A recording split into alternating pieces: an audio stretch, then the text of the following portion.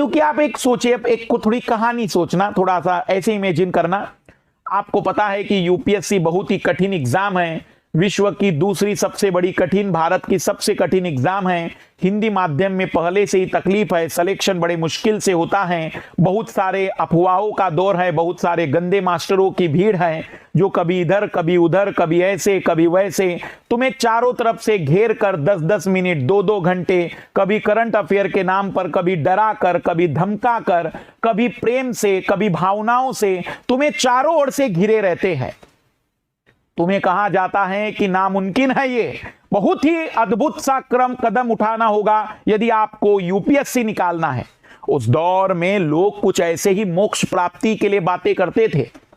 पर मान लीजिए कि एक व्यक्ति आता है और वो कहता है यूपीएससी एक साधारण सी परीक्षा है, आपको उसके लिए मेहनत करनी होगी, संतुलित रूप में अध्ययन करना होगा, मध्य मार्ग का अनुसरण करना होगा, किताबों को पढ़ने के साथ साथ विश्लेषण करना होगा, चीजें समझनी पड़ेगी, जाननी पड़ेगी। बहुत आसान है, आप जैसे जीवन जीते हैं वैसे ही आप थोड़ा बहुत अगर चीजों पर गौर करेंगे तो यूपीएससी की परीक्षा निकल जाएगी। उस दौर में एक व्यक्ति ऐसे ही आए, गौतम बुद्ध, और वो कहते हैं कि मोक्ष प्राप्ति बड़ी सिंपल सी बात है, अपनी इच्छाओं को नियंत्रित कर लीजिए। जब तक इच्छाएं हैं तब तक जीवन मृत्यु का चक्र चलेगा, इच्छाएं नहीं हैं तुम्हें मोक्ष मिल जाएगा।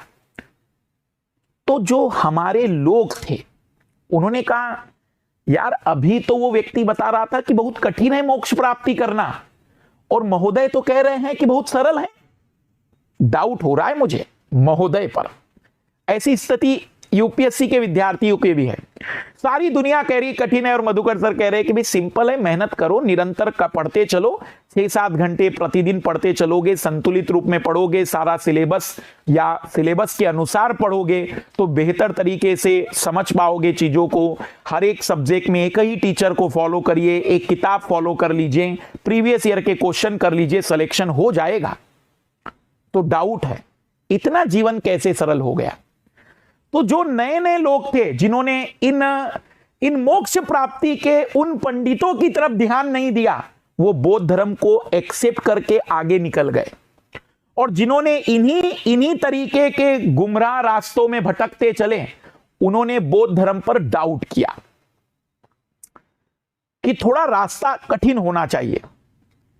इसी कारण से वैश्विक स्तर पर बौद्ध धर्म बड़े तेजी से प्रसारित हो गया, लेकिन भारतीय परिप्रेक्ष्य में उस पर एक संशय रहा।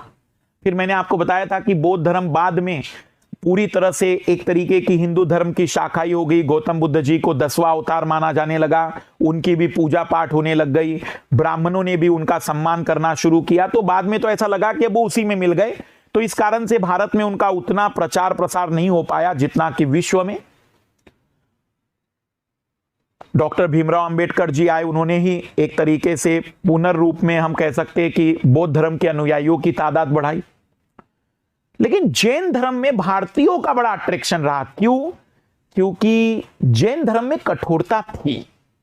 जैन धर्म कहता था इतना सरल नहीं है मोक्ष प्राप्त करना, जो बाकी लोग कह रहे हैं वो भी सही है, लेकिन मैं ज्यादा सही बताऊंगा तुम्हें कि कैसे मोक्ष की प्राप्ति होगी।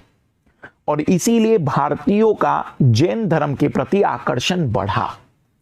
लेकिन वो कठोर नियमावली बाकी लोगों के लिए उतनी सरल नहीं थी, और इसीलिए वैश्विक स्तर पर जैन धर्म का प्रसार उस तरीके से नहीं हो पाया जिस तरीके से बौद्ध धर्म का प्रसार हो पाया था।